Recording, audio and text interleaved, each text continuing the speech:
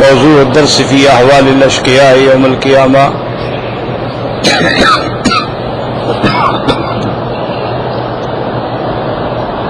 سورة الملک تفسیر ابن کثیر. الحمد للہ رب العالمین والصلاة والسلام على اشرف الانبیاء وسید المرسلین سیدنا محمد وعلى آلہ واصحابہ اجمعین. اللهم صل على سيدنا محمد وعلى آل سيدنا محمد كما صليت على إبراهيم وعلى آل إبراهيم في العالمين إنك حميد مجيد. أعوذ بالله من الشيطان الرجيم. بسم الله الرحمن الرحيم. وللذين كفروا بربهم عذاب جهنم وبئس المصير. إذا ألقوا فيها سمعوا لها شهيقا وهي تفور تكاد تميز من الغيظ كلما ألقي فيها فوج سألهم خزنتها ألم يأتكم نذير قالوا بلى قد جاءنا نذير فكذبنا وقلنا ما نزل الله من شيء إن أنتم إلا في ضلال كبير. وقالوا لو كنا نسمع أو نعقل ما كنا في أصحاب السعير فاعترفوا بذنبهم فسحقا لأصحاب السعير. قال المؤلف والمفسر رحمه الله تعالى أدام النفع بعلومه وعلومكم في الدارين آمين إلى أن قال يقول تعالى وللذين كفروا بربهم عذاب جهنم وبئس المصير. یعنی وَأَعْتَدْنَا لِلَّذِينَ كَفَرُوا بِرَبِّهِمْ. اس سے مفسر نے اشارہ فرمایا کہ یہ جار مجرور جو ہے متعلق ہیں جو پہلے ہم نے پڑھا. وَلَقَدْ زَيَّنَّا السَّمَاءَ الدُّنْيَا بِمَصَابِيحَ وَجَعَلْنَاهَا رُجُومًا لِلشَّيَاطِينِ وَأَعْتَدْنَا لَهُمْ عَذَابَ السَّعِيرِ. وَأَعْتَدْنَا لِلَّذِينَ كَفَرُوا بِرَبِّهِمْ عَذَابَ جَهَنَّمَ وَبِئْسَ الْمَصِيرُ. اے بئس المآل والمنقلب. مصیر کا معنی لوٹنے کی جگہ. کیا برا مقام ہے، کیا بری جگہ لوٹنا ہے، کیا بری جگہ واپس آنا ہے. اذا القوا فیہا سمعوا لها شہیقا. قال ابن جریر رحمہ اللہ تعالی شہیقاً السیاہ. شہیقاً کا معنی سیاہ، وہ جو اندر جہنمی پڑے ہیں ان کا چیخنا، ان کی فریادیں. وہی تفور قال الثوری تغلی بہم کما یغلی الحب القلیل فی الماء الکثیر. تفور کا معنی یعنی کھولنا، جیسے کہ تھوڑے سے دانے بہت زیادہ پانی میں ڈال کے ابالے جائیں تو وہ ٹپکتے ہیں، اس طرح وہ آگ جو ہے بھڑک رہی ہوگی. اور تکاد تمیز من الغیظ ای تکاد ينفصل بعضها من بعض من شدت غیظها علیہم وحتفها بهم. اب مال ایسے ہوگا کہ جیسے آگ ان پر پھٹ پڑے گی، یعنی ان کے غصے سے پھٹ پڑے گی ان پر ہلاکت کے لیے، ان کے کفر پر غصہ آئے گا.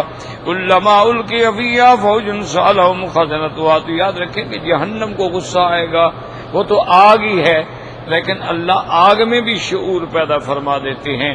وہ آگ اپنے دشمنوں کو پہچانے گی، وہ آگ جو ہے اس سے آواز بھی آئے گی، اس آگ سے ایک عنق، ایک بہت لمبی گردن بھی نکلے گی جو چن چن کے اپنے دشمنوں کو پکڑ لے گی.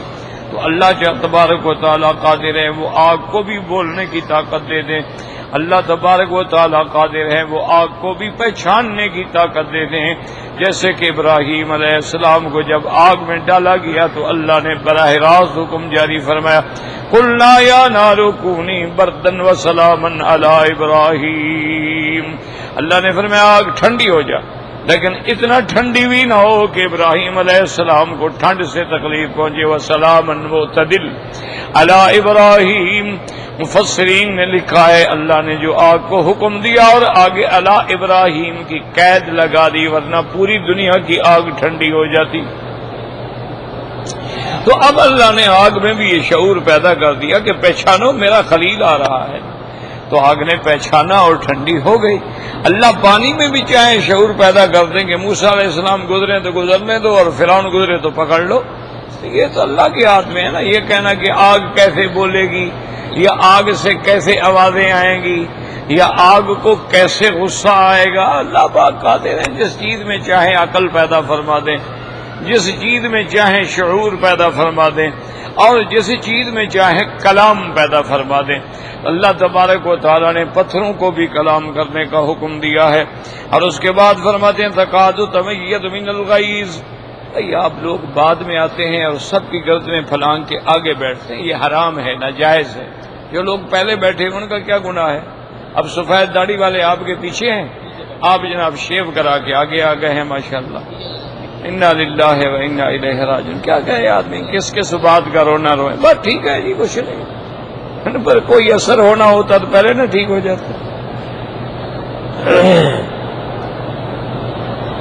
لا حول ولا قوة كلما ألقي فيها فوج سألهم خزنتها ألم يأتكم نذير قالوا بلى قد جاءنا نذير فكذبنا وقلنا ما نزل الله من شيء إن أنتم إلا في ضلال كبير يذكر تعالى عدله في خلقه وأنه لا يعذب أحدا إلا بعد قيام الحجة عليه وإرسال الرسول إليه۔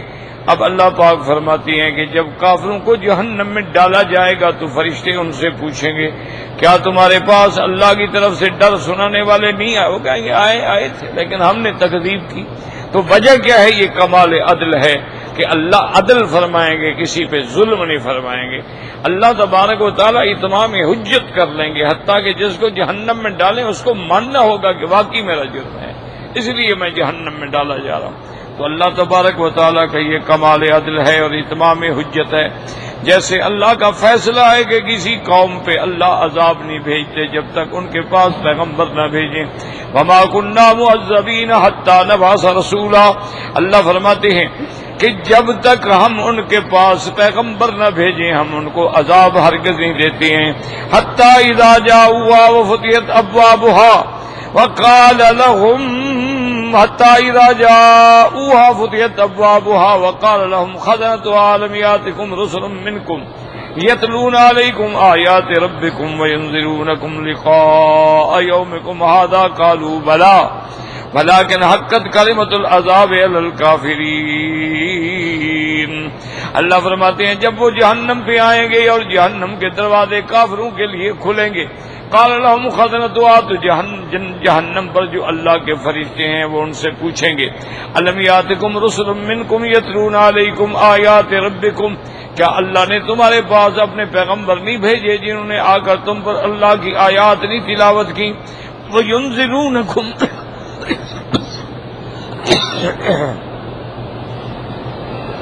لا حول ولا قوة الا بالله وینذرونکم لقاء یومکم ھذا، اور انہوں نے تم کو ڈرایا اس دن سے کہ قیامت سے ڈرو، جہنم سے ڈرو۔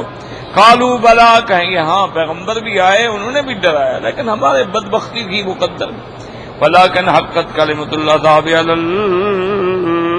الكافرين وهكذا عادوا على أنفسهم بالملامة وندموا حيث لا تنفعهم الندامة۔ اب ان کو شرمندگی بھی ہوگی، اقرار بھی ہوگا، لیکن قیامت میں کوئی فائدہ نہیں ہوگا۔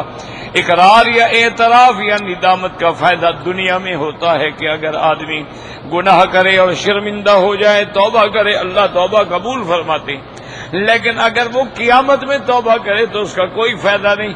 اسی طرح جب آدمی پر موت قریب آ جائے، پانی اندر نہ جائے، غرغرہ ما لم یغرغر، حدیث پاک میں آتا ہے کہ جب تک وہ غرغرہ میں نہ پہنچے توبہ قبول ہوتی ہے، اس کے بعد توبہ قبول نہیں ہوتی۔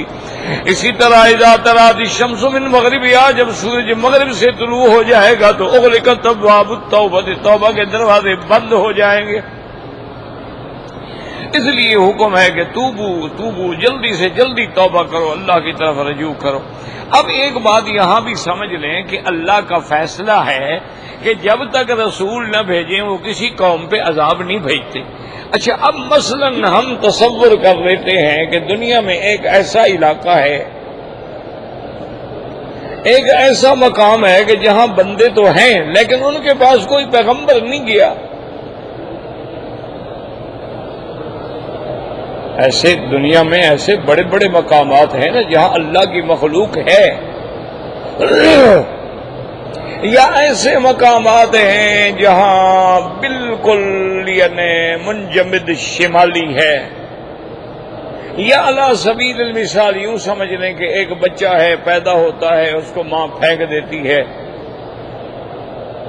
اور وہ بچہ پہاڑوں کے کسی غار میں ڈال دیا جاتا ہے. وہی اللہ انتظام کر دیتے ہیں کہ کوئی جانور آ کے دودھ پلا دیتا ہے، اس کی غذا ہو جاتی ہے، وہی بچہ جوان ہو جاتا ہے، اس کو کوئی بندہ ملا ہی نہیں. اگر ایسا بندہ مر جائے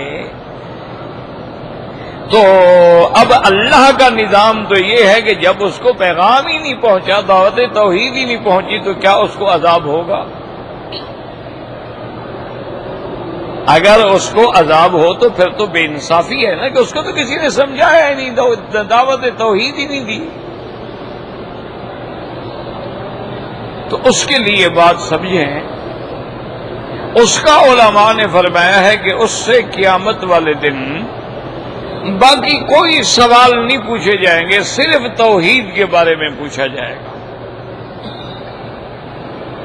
کہ بھی تم خدا کو مانتے ہو؟ وہ کہتے ہیں ہاں میں مانتا ہوں، تو بس اسی پہ نجات ہو جائے گی. چونکہ توحید جو ہے یہ عقیدہ ہے، فطرت ہے، ہر بندے کی فطرت میں یہ موجود ہے کہ میرا کوئی پیدا کرنے والا ہے.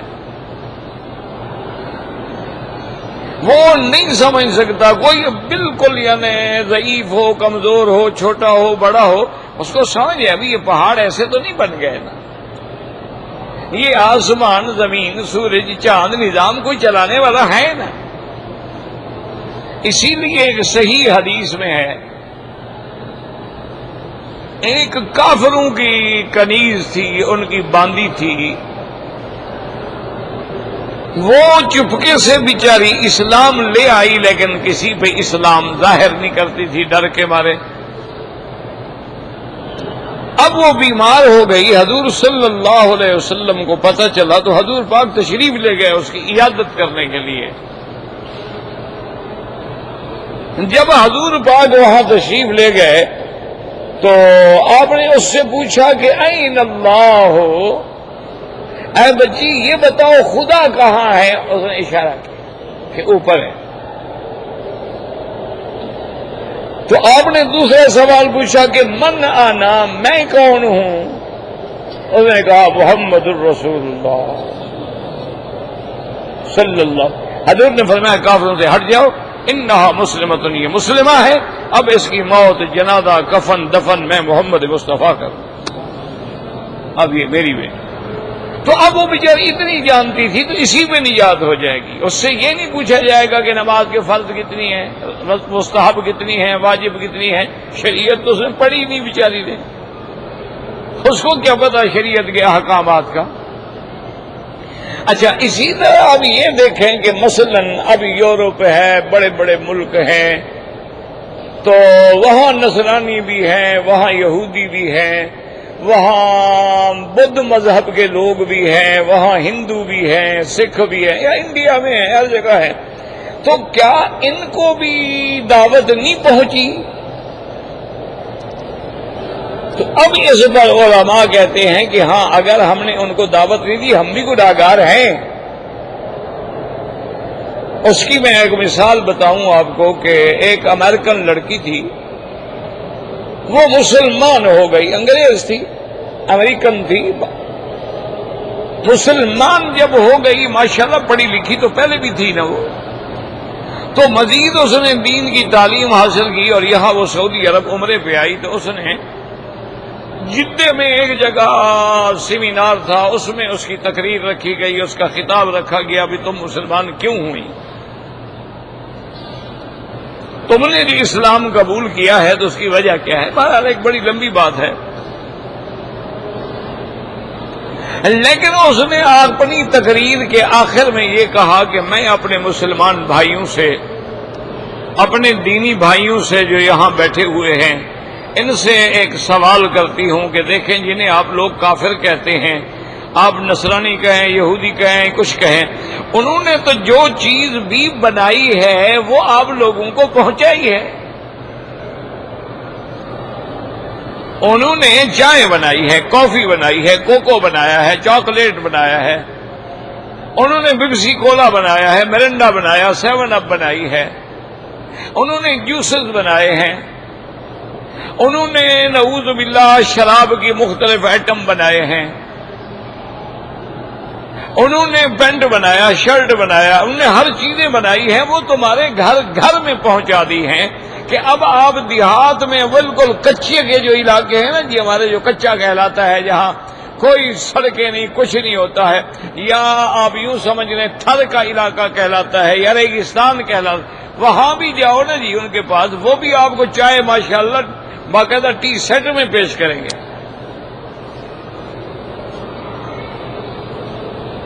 باقاعدہ وہ چینک ہوگی، پیالیاں ہوں گی، باقاعدہ جناب چائے بنا کے وہ لے آئیں گے، آپ کو پلائیں گے. تو انہوں نے کہا کہ ہم نے تو جو چیز بھی بنائی ہے نا، ہم نے آپ لوگوں کے ہر گھر میں پہنچا دی ہے. ہم نے اینک بنائی ہے، ہر ضرورت مند کو پہنچا دی ہے. ہم نے سن گلاسز ایجاد کیے ہیں کہ دھوپ میں نقصان نہ ہو، تو ہر بندے کو پہنچا دیے ہیں.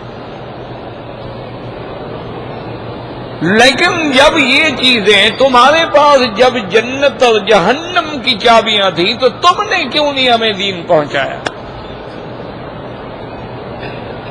اس نے کہا ایک موٹی سی بات یاد رکھو کہ میں مسلمان ہو گئی، میرے پاس کچھ لوگ آئے، اسلام پہنچایا، میں نے مطالعہ کیا، مسلمان، لیکن میرا ماں باپ جو ہے وہ کفر میں مر گیا ہے، ان کے جہنم جانے کا ذمہ دار کون ہے؟ اگر جیسے مجھے دین پہنچایا گیا ان کو بھی آپ پہنچاتے تو شاید وہ بھی مسلمان ہو جاتے. چلو نہ ہوتے حسرت تو ختم ہو جاتی نا کہ ہم نے دین پہنچایا، انہوں نے نہیں مانا. تو اس لیے ہمیشہ یاد رکھیں کہ علماء فرماتے ہیں کہ جو لوگ دین کی دعوت نہیں دیتے، دین کی تبلیغ نہیں کرتے، دین کے لیے باہر نہیں نکلتے، وہ بھی مجرم ہیں قیامت والے. اللہ نے شرط رکھی ہے الا الذین آمنوا وعملوا الصالحات، ایمان لائے، اچھے، تواصوا بالحق وتواصوا بالصبر. اور اسی طرف کنتم خیر امۃ اخرجت للناس تأمرون بالمعروف وتنہون عن المنکر. ہاں وہ نہ مانے یہ بدقسمتی ہے، تم تو دعوت دو نا. اگر تم ان کو دعوت ہی نہ دو، تم ان پر دین پیش ہی نہ کرو، تم ان کو اسلام کی طرف ہی نہ بلاؤ، تو پھر قیامت میں ہم بھی برابر کے مجرم ہیں. جیسے حدیث میں آتا ہے کہ برائی ہو رہی ہے، تم علاقے میں ذمہ دار ہو، طاقت سے مٹا دو. اگر طاقت نہیں ہے زبان سے کہو، زبان سے بھی نہیں کہہ سکتے ہو تو دل میں تو برا سمجھو نا. اور دل میں برے سمجھنے کا کیا معنی ہے کہ ان سے الگ ہو جاؤ. جس بندے کو دل سے برا سمجھتے ہو اس سے تمہاری اٹھنا بیٹھنا ختم ہو جاتا ہے.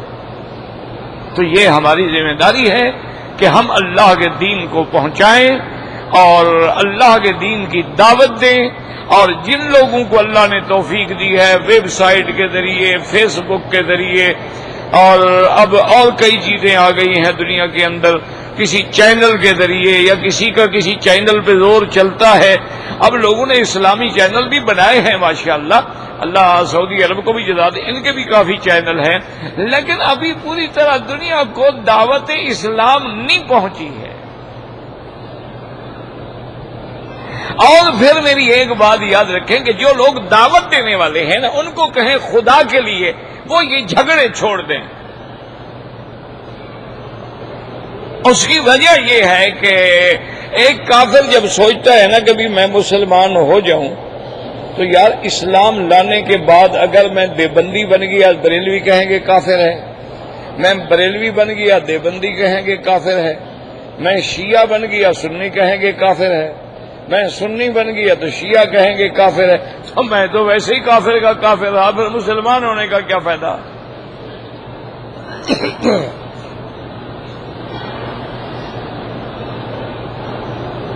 یعنی آپ یقین کریں، میں نے ایک آدمی کا مضمون پڑھا تھا، بہت بڑا پڑھا لکھا آدمی، اس نے کہا اسلام اتنی تیزی سے پھیل رہا ہے یورپ میں، پیرس میں، پورے عالم کے اندر، لیکن جب سے مسلمانوں نے ایک دوسرے کو مسجدوں میں قتل کرنا شروع کیا ہے اور خود کش حملے شروع کیے ہیں اور گاڑیاں اڑا دی ہیں، بسیں اڑا دی ہیں، کسی کی عبادت خانے میں جا کر حملہ کر دیا ہے، کسی کے جلسے میں جا کے حملہ کر دیا، اس نے کہا وہ اسلام کی جو رفتار تھی نا وہ رک گئی، کہ اب لوگ کہتے ہیں کہ یار یہ کیسے مسلمان ہیں، اگر ہم نے بھی اسلام لانے کے بعد یہی بننا ہے تو اس سے تو بہتر ہے نہ بنے۔ انہوں نے کہا اب وہ سپیڈ جو تھی نا اسلام جیسے تیزی سے بڑھ رہا تھا رک گئی۔ اسی طرح آپ یاد رکھیں کہ ایک امریکن پریزیڈنٹ گزرا، صدر تھا امریکہ کا، اس کی لڑکی نے ایک کتاب لکھی۔ یہ انگریز لوگوں کی ایک خوبی ہے، لیکن دشمن میں بھی کوئی اچھی بات ہے وہ تو ماننی چاہیے نا۔ ان میں ایک خوبی ہے کہ وہ لکھتے ہیں تو پھر لکھنے کا حق ادا کرتے ہیں۔ ہمارے ہاں تو رواج ہے نا، مولوی صاحبان نے حج کے مسئلے پہ کتاب لکھنی ہو نا، 10 کتابیں حج والی بھی لکھی ہوئی منگوا لیں گے، ان کی عبارت تھوڑی تھوڑی بدلتے جائیں گے، مسئلہ وہی ہے، اس کے بعد اپنا نام لکھ کے چھائے کر دیں گے، سبحان اللہ یہ بھی مؤلف ہے۔ بھئی تم نے کیا لکھا ہے یہ تو بتلاؤ۔ تو اگر تم نے کوئی نئی تحقیق نہیں کی ہے تو پہلی کتابیں تو موجود ہیں، مگر تمہیں لکھنے کی کیا ضرورت تھی؟ وہ لوگ یہ نہیں کرتے ہیں، وہ محنت کرتے ہیں، جس چیز پہ انہوں نے قلم اٹھایا ہے نا اس پہ محنت کی ہے۔ انہوں نے مثلا ایک جگہ سمجھ نہیں آئی کہ بیت المقدس کیا ہے اور مسجد اقصی کیا ہے اور مسجد صخرہ کیا ہے، تو وہ وہاں پہنچے باقاعدہ، وہاں تحقیق کی، ایسے وہ نہیں لکھ دیتے۔ تو اس نے ایک کتاب لکھی ہے کہ بھی میں نے مذاہب عالم کا مطالعہ کیا ہے، میں نے یہودیت کو بھی پڑھا ہے، نصرانیت کو بھی پڑھا ہے، بدھ مت کو بھی پڑھا ہے، ہندو مت کو بھی پڑھا ہے، میں نے مختلف مذاہب عالم کا مطالعہ کیا ہے اور اسلام کو بھی پڑھا ہے۔ اس نے کہا میں دیانت امانت کے ساتھ یہ لکھتی ہوں کہ دنیا میں سب سے اچھا، بہتر، جامع، معنی، کامل اگر مذہب ہے تو اسلام۔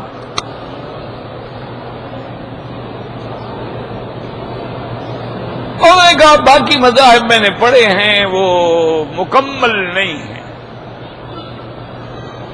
یہ ایک ایسا مذہب ہے، ایسا دین ہے، ایسا جامع ہے، ایسا معنی ہے کہ 1400 سال پہلے جو سرکار دو جہاں نے صلی اللہ علیہ وسلم نے امت کے لیے ایک حکم جاری کیا وہ قیامت تک کے لیے لاگو ہوتا ہے،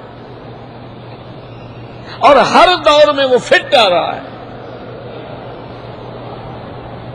یہ نہیں ہے کہ کچھ زمانہ گزرنے کے بعد وہ مسئلہ بدل جائے، نہیں۔ اچھا، اس کے بعد ان سے صحافیوں نے، پریس والوں نے سوال کیا کہ بی بی جب تم اسلام کو اتنا اچھا مذہب سمجھتی ہو اور تمام عالم کے لیے ہدایت کا ذریعہ بھی مانتی ہو تو تم خود مسلمان کیوں نہیں ہو گئی؟ تو اس نے کہا اس کی وجہ ہے۔ انہوں نے کہا کیا وجہ ہے؟ اس نے کہا جب میں اسلام میں دیکھتی ہوں نا اسلام کے اصول، ضوابط، قواعد، احکام، فرائض، اوامر، نواہی، زواجر، تو وہ تو بڑے جامع ہیں، لیکن جب میں مسلمانوں کو دیکھتی ہوں کہ اسلام کہتا ہے نماز پڑھو، یہ نہیں پڑھتے، اسلام کہتا ہے شراب حرام ہے، یہ ہم سے بھی زیادہ پیتے ہیں، اسلام کہتا ہے زنا حرام ہے، یہ تو زنا کے رسیہ ہیں، کوئی انہوں نے کعبہ خانہ نہیں چھوڑا جہاں نہ پہنچے ہوں، اسلام کہتا ہے جوا حرام ہے، یہ تو ساری ماں باپ کی جائیداد ہی جوئے میں لٹا دیتے ہیں، اسلام کہتا ہے کہ جو جیسا لباس پہنے گا قیامت میں اللہ اس کو اسی میں سے اٹھائیں گے. تو یہ تو انگریزوں والا لباس پہنتے ہیں، انگریزوں والے کپڑے پہنتے ہیں. تو میں نے غور کیا بھی اسلام تو سچا ہے، لیکن یہ جو عمل نہیں کرتے یا تو اسلام پہ چلنا مشکل ہے، یا پھر یہ ہے کہ کتابوں میں ویسے لکھا ہوا ہے اصل یہ سچے ہیں. اس دھوکے میں نے اسلام چھوڑ دیا کہ اگر یہی مسلمان ہے تو میں نہیں ہوتی مسلمان.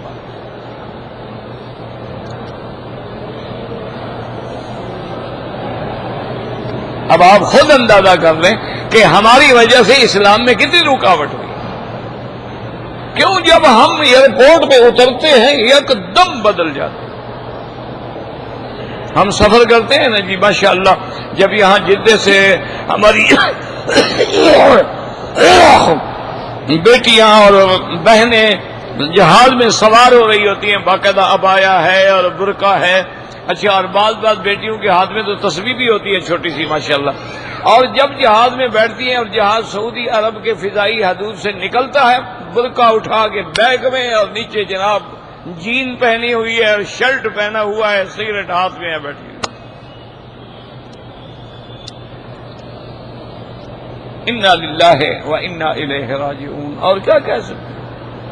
ہمارے ذمہ تو یہی ہے نا کہ ہم کہتے رہیں اور اللہ کے آگے روتے رہیں، اور تو ہمارے بس میں کچھ بھی نہیں. وما علینا الا البلاغ. یعنی ایسے تبدیل ہو جاتی ہے آپ پہچان نہیں سکتے. یکدم اچھا واپس جب آئیں گے پھر جناب ایک اوپر ابائے ڈال. ابھی آپ حرم کے باہر کھڑے ہو جائیں، کتنی لڑکیاں آئیں گی، اوپر برقع ہے، اندر پینٹ پہنی ہوئی ہے، جین پہنی ہوئی ہے، اوپر باقاعدہ برقع شریف ہے. اچھا، بعض میری بیٹیوں نے ایسے برقع شریف پہنے ہوئے ہیں کہ یہاں سے لے کر یہاں تک سارے ستارے لگے ہوئے ہیں، آگے سارے ستارے لگے ہوئے ہیں، یہاں ستارے. تو برقع تو چھپانے کے لیے ہوتا ہے، یہ برقع تو نہ ہوا، یہ تو فیشن ہوا. یہ کون سا برقع ہے؟ اس کے اوپر اور کپڑا ڈالو تب برقع بنے گا. لیکن اور کافر اتنا بدبخت ہے، اتنا وہ سمجھدار ہے، وہ ہر حال میں چیز ڈھونڈ لیتا ہے ہمیں برا کرنے کی. آپ ان کے برقعوں پہ غور کریں، آپ ان کے کپڑوں پہ غور کریں تو سلائی کہاں کہاں وہ کرتا ہے. بھائی سلائی ادھر نہیں، اسی جگہ کرے گا جو جگہ اس نے دکھانی ہے تمہیں. وہ روٹ بتانا چاہتا ہے نا، یہ سڑک جا رہی ہے ذرا محفوظ یاد رکھو. پیچھے سے بھی اسی جگہ وہ لکیر بنائے گا جہاں اس نے وہ روٹ دکھانا ہے تمہیں. اور مسلمان ہیں، پہن رہے ہیں ماشاءاللہ. وہ جی برقع پہنتی ہے میری بیٹی. یار یہ برقع ہے؟ کس نے کہا آپ کو کہ برقع پہنتی ہے؟ یہ تو کوئی برقع شرقع نہیں. اچھا ایک بات یاد رکھو، اس کو برقع ہی نہیں کہتے جو سر پہ نہ ہو. یہ تو گاؤن ہے، یہ تو کوٹ ہے، برقعے کا کیا تعلق ہے ایسے؟ لیکن اگر آپ محنت کریں نا جی تو اللہ کی رحمت سے دین آ سکتا ہے. یہ کیا وجہ تھی نا جی؟ دیکھیں اب کہ مکہ شریف سے صحابہ جاتے تھے، کچھ تجارت کے لیے جا رہے ہیں، جہاں جہاں گزرتے گئے ملک کے ملک مسلمان ہوتے گئے.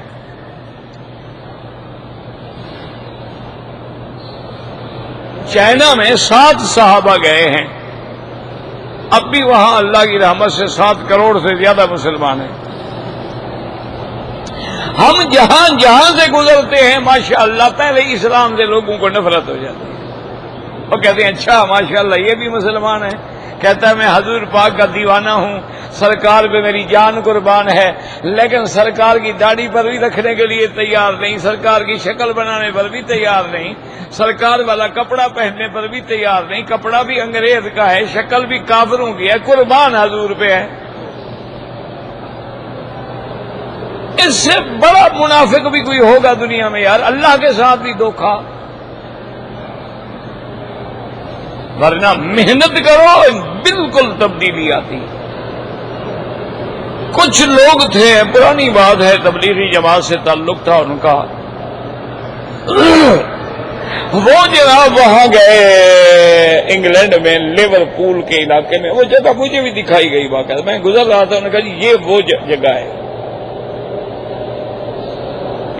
وہ کوئی 5-6 آدمی تھے، تبلیغ کے لیے نکلے ہوئے تھے، مسافر تھے، اور وہاں تو سردی آپ کو پتا ہے نا کہ تحت صفر ہوتی ہے نا، اللہ معاف فرمائے۔ اب ان کو مسجد تو ہے ہی نہیں، مسجد مل جائے تو بیچارے مسجد میں چلے جاتے ہیں، لیکن جہاں مسجد نہ ہو وہاں کیا کریں؟ اچھا، مسلمانوں کا گھر بھی نہیں جانتے، ان کو چرچ نظر آیا، عیسائیوں کا ایک چرچ مجھے دکھایا گیا کہ یہ ہے وہ چرچ، وہ چرچ میں چلے گئے، مر رہے تھے نا سردی سے، ہم نے کہا بھی ٹھٹھر کے مر جائیں گے، اس سے بہتر ہے اندر تو جاؤ۔ اندر گئے تو ہیٹنگ سسٹم ہوتا ہے، وہ پادری صاحب بھی موجود تھے، ان کو ملے، ہم نے کہا ابھی کون ہو تم؟ انہوں نے کہا ہم مسلمان۔ انہوں نے کہا تمہارا یہاں کیا کام؟ انہوں نے کہا بھائی ہم انسان تو ہیں، سردی ہے، ٹھکانہ کوئی نہیں، ہم نے رات گزارنی ہے، اور یوں ہی کل سورج وورج نکلے گا ہم چلے جائیں گے، اگر مہربانی کر دو تو ایک کسی کونے میں ہمیں جگہ دے دو۔ ہم اس کے دل میں اللہ نے رحم ڈال دیا، اس نے کہا ٹھیک ہے، اس نے جگہ دے دی، کمرہ دے دیا، اس نے کہا بھی یہ تمہارا کمرہ ہے، اور اس میں ہر چیز رکھی ہوئی ہے، یہ اوون ہے، یہ فریج ہے، ہر چیز ہے، میں تو گھر چلا جاؤں گا، آپ لوگوں نے جو کھانا ہو خود بنا لو، خود پکا لو، خود کھا لو۔ انہوں نے کہا ٹھیک ہے۔ اچھا، اس پادری کو خیال آ گیا کہ میں جاؤں تو صحیح، دیکھو یہ کیا کرتے کیا ہیں، یہ کیا ایک بیچارے ساری دنیا پھر رہے ہیں، گھوم رہے ہیں۔ وہ آیا تو ایک جگہ چھپ کے کھڑا ہو گیا، وہ سارے نماز پڑھ رہے تھے، وہ تہجد پڑھ رہے تھے، نماز پڑھ رہے تھے، جب تہجد سے فارغ ہوئے تو ان کے امیر نے کہا کہ بھئی سارے کے سارے جو ہے نا، اب 2 رکعت صلاۃ الحاجہ پڑھو، اور اسی نیت کے ساتھ کہ یا اللہ جس بندے نے ہم پر احسان کیا ہے اس پر آپ بھی احسان کر دیں، اس کو جہنم سے بچا لیں۔ اس کے بعد جو امیر جناب گڑ گڑا کے رو رہا ہے کہ یا اللہ تو نے اس چرچ کا دروازہ کھولا ہے، اور جس نے دروازہ کھولا ہے اس کے سینے کا دروازہ بھی کھول دو، یا اللہ ہدایت دے دو۔ وہ سن رہا ہے کہ یار یہ میرے لیے دعا کر رہے ہیں۔ وہ فارغ ہوا آ کے ملا، اس نے کہا یار ہمارے پاس بڑے بڑے پادری بھی آگے ٹھہرتے، انہوں نے تو کبھی دعا نہیں کی، آپ کیوں دعا کر؟ انہوں نے کہا یار تم نے احسان کیا، ہم بھی دعا کر رہے ہیں۔ اللہ کی شان یہ ہے کہ اس نے کہا دیکھو یہاں کے جانے کے بعد کہاں جاؤ گے؟ انہوں نے کہا فلاں، اس نے کہا کسی کو بتانی نہیں، مجھے کلمہ پڑھا دو، بس اسلام داخل ہو گیا نا جی۔ لیکن آپ محنت ہی نہ کریں، آپ بات ہی نہ کریں، آپ ماشاءاللہ، تو پھر تو دین نہیں پہنچ۔ اس لیے یاد رکھو اللہ کسی کو عذاب نہیں دیتے، اگر کسی کو دعوت نہیں پہنچے گی، شریعت نہیں پہنچے گی، صرف توحید کا سوال ہوگا۔ اب فرماتے ہیں لو کننا فقالوا لو کننا نسمع ونعقل ما كنا في اصحاب السعير اي لو كانت لنا عقول ننتفع بها او نسمع ما انزله الله من الحق لما كنا على ما كنا عليه من الكفر بالله والاغترار به۔ اب کہیں گے کاش ہم اپنے عقل سے کام لیتے، فائدہ اٹھاتے اور مان لیتے وہ بات جو اللہ نے اتاری ہے، تو ہم کفر پہ نہ رہتے، دھوکے میں نہ رہتے۔ ولكن لم يكن لنا فهم نعي به ما جاءت به نعي به ما جاءت به الرسل كان لا عقل يرشدنا الى اتباعهم۔ لیکن افسوس ہمارے فہم نے، ہم نے اس بات کو نہ یاد رکھا، نہ سمجھا جو پیغمبر لے کے آئے، نہ عقل سے ہم نے کوئی ہدایت پکڑی۔ فاعترفوا بذنبهم فسحقا لاصحاب السعير۔ قال الامام احمد رحمه الله تعالى حدثنا محمد بن جعفر قال حدثنا شعبة عن عمرو بن مرة عن ابي البختري الطائي قال اخبرني من سمعه من رسول الله صلى الله عليه وسلم انه قال لن يهلك الناس حتى يؤذروا من انفسهم، وفي حديث آخر لا يدخل احد النار الا وهو يعلم ان النار اولا به من الجنہ۔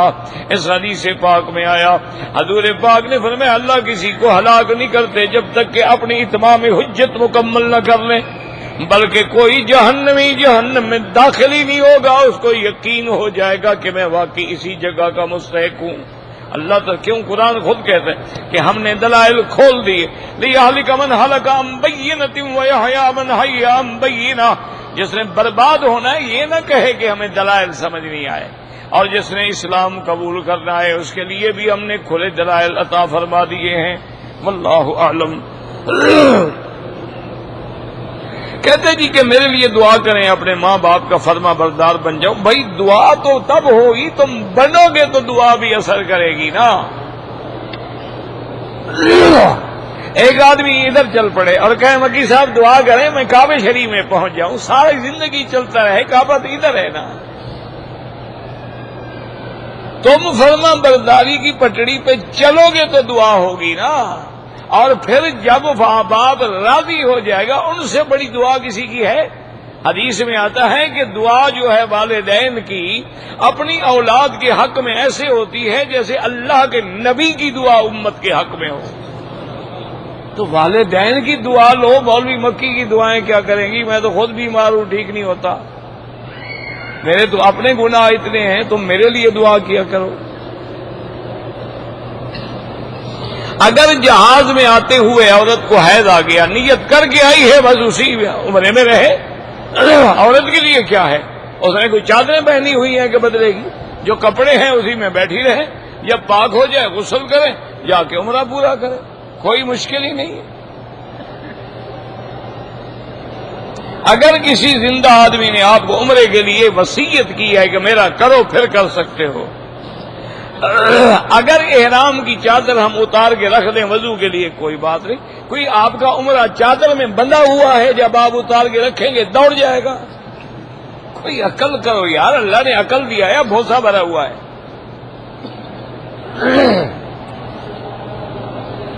طواف کرتے ہوئے حجر اسود کا بوسہ لیا جاتا ہے، بغیر طواف کے بوسہ لینا تو بدعت ہے۔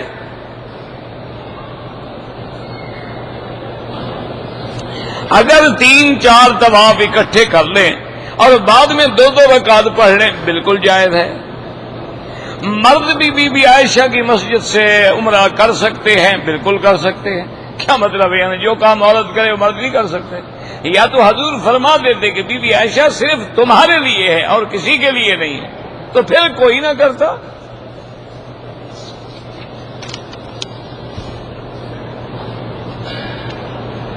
میری والدہ عمرے کے لیے آنے والی تھی، والد فوت ہو گئے، جب تک عدت پوری نہ ہو وہ نہیں آ سکتی۔ میں اپنے بیٹے کا نام محمد رکھوں، بالکل رکھنا چاہیے کہ رکھ سکتا ہوں، کیا مانا؟ اس سے پیارا نام اور کون ہوگا؟ غلاف کعبہ نہیں، ملتزم کو چمٹ کے دعا کر سکتے ہیں۔ رکن یمانی پر بھی تو ہاتھ لگانا سنت ہے نا، اس لیے غلاف وہاں نہیں ڈالا گیا۔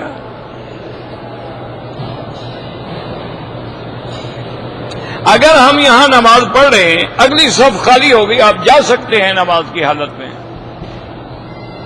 یہ نہیں کہ یہاں سے چل کے اگلی حرم پہنچ جاؤ۔ مقصد ہے کہ اگر تھوڑا بہت مسئلہ ہے تو جا سکتے ہیں۔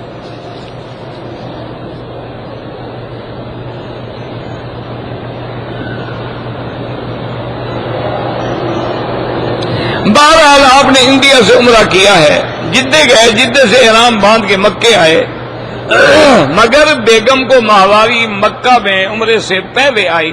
عمرہ انہوں نے نہیں باندھا تھا تو کوئی بات نہیں، اگر عمرہ باندھ لیا ہے اب انتظار کریں پاک ہو عمرہ کر کے جائے۔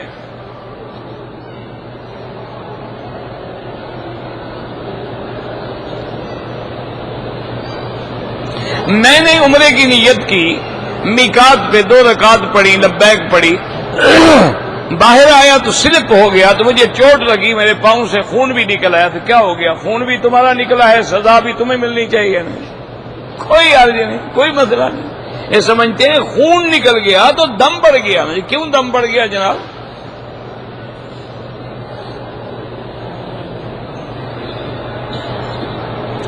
میں عمرہ کرنا چاہوں عمرہ کر سکتا ہوں، بالکل کر سکتے ہیں۔ دبئی سے ٹرک میں آتے ہیں، آپ ہمیشہ مسافر ہیں، اور ضروری نہیں ہے کہ آپ ہر دفعہ احرام باندھیں۔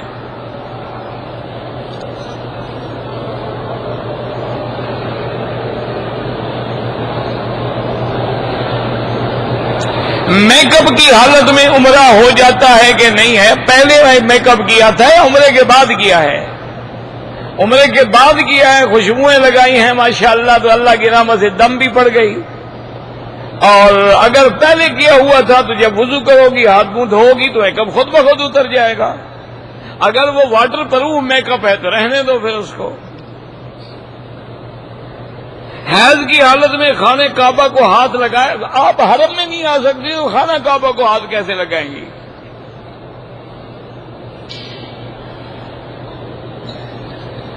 عرب کی عورتوں کو پردے کی حالت میں عمرے کی کیوں اجازت ہے؟ وہ جانتی ہیں شریعت اسی کا نام ہے کہ مرد آگے ہو تو پردہ کرو، چاہے عمرہ بھی ہو۔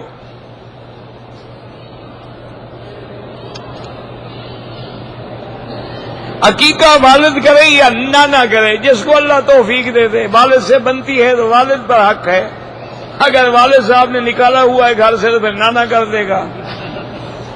کیا کریں؟ کوئی نہ کرے تو کچھ بھی نہیں ہوتا، سنت ہے۔ اور کون سی تم نے سنتیں پالی ہوئی ہیں کہ باقی عقیقے کا تمہیں فکر کھا رہا ہے؟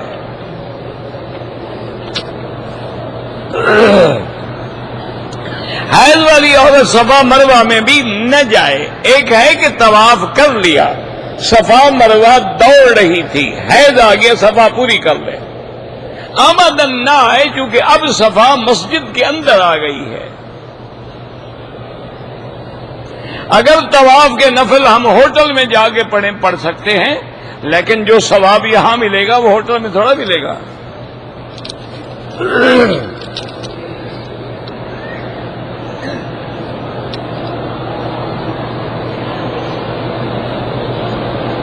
تو میں نے عرض کیا نا کہ اگر زندہ نے آپ کو کہا ہے میرا عمرہ کرو، ہو سکتا ہے۔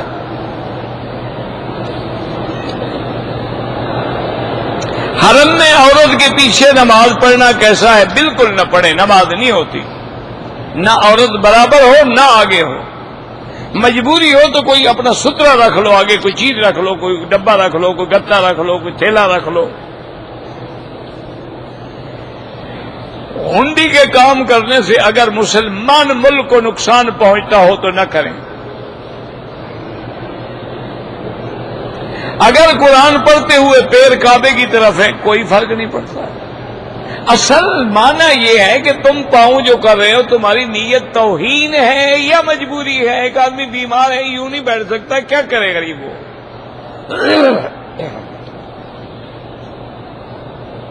عورت کا شرعی حق المہر کتنا ہوتا ہے؟ جتنے پہ راضی ہو جائے، وہ چاہے 20 ریال پہ راضی ہو جائے، وہ چاہے 2 لاکھ پہ راضی ہو، یہ تو آزادی ہے۔ یہ شرعی مہر ایسا لکھتے ہیں، اور جی بی بی فاطمہ والا مہر لکھ دو، تو جس کی تم شادی کرے وہ بھی بی بی فاطمہ کے طریقے پہ ہے؟ وہ تو مونالیزا بنی ہوئی ہے، تو بی بی فاطمہ والی مہر کیسے لکھوا رہی ہے؟ وہ تو ابھی بیوٹی پارلر سے آئی ہے۔ یار کوئی شرم بھی تو کیا کرو نا۔ بی بی فاطمہ کو دھوکہ دے رہے ہو، خدا کو دھوکہ دے رہے ہو، کس کو دھوکہ دے؟ پہلے بی بی فاطمہ کے نقش قدم پہ چلو، تب بی بی فاطمہ والا مہر لکھو۔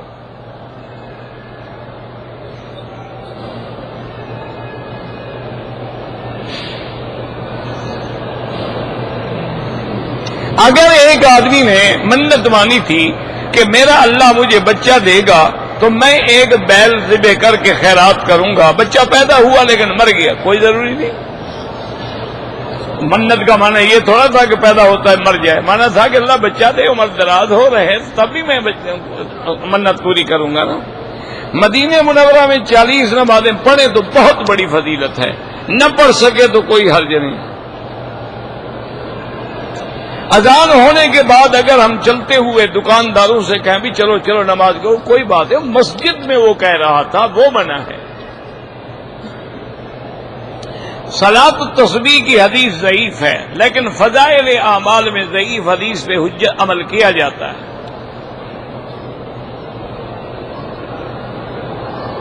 جب حضور کے سامنے کھڑے ہوں گے تو السلام علیکہ ایھا النبی ورحمۃ اللہ پڑھ سکتے ہیں، دور ہوں تو پھر درود شریف پڑھا کریں۔ مسجد قباء میں روز جائیں، اچھی بات ہے، ایک عمرے کا ثواب ملے گا، ورنہ ایک دفعہ ہفتے میں جائیں، جتنا اللہ توفیق دے۔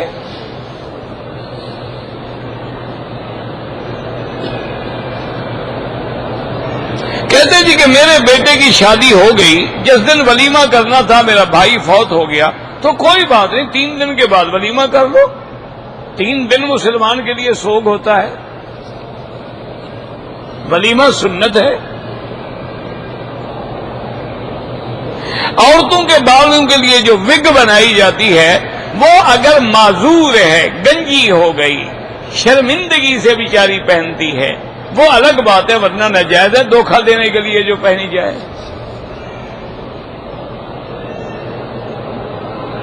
عورت مسجد میں طواف کے لیے ہوٹل سے اکیلے آ جائے کوئی بات نہیں، حرم میں خانہ کعبہ میں طواف کے دوران بالکل پردہ ڈال کے رکھیں۔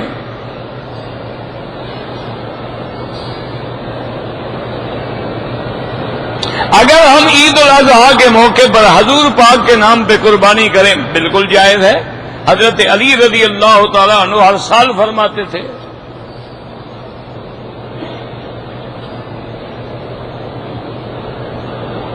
مجھے پرسٹیٹ کینسر کی آپریشن میں نے کرایا، مجبوراً قطرے گر جاتے ہیں، کوئی بات نہیں، ہر نماز کے لیے وضو نیا کرو، نیچے انڈر ویئر رکھو اور نماز پڑھتے رہو۔ معذور ہیں آپ، مجبور ہیں، کیا کر سکتے ہیں آپ۔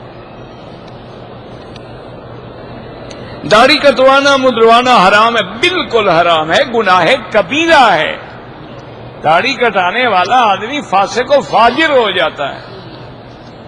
اللہم صلی علی سیدنا محمد وعلی آل سیدنا محمد وبارک وسلم۔ اللہم فرج ہم المہمومین، نفس کرب المکروبین، وقض الدین عن المدینین، واشفنا واشف مرضانا ومرضى المسلمین۔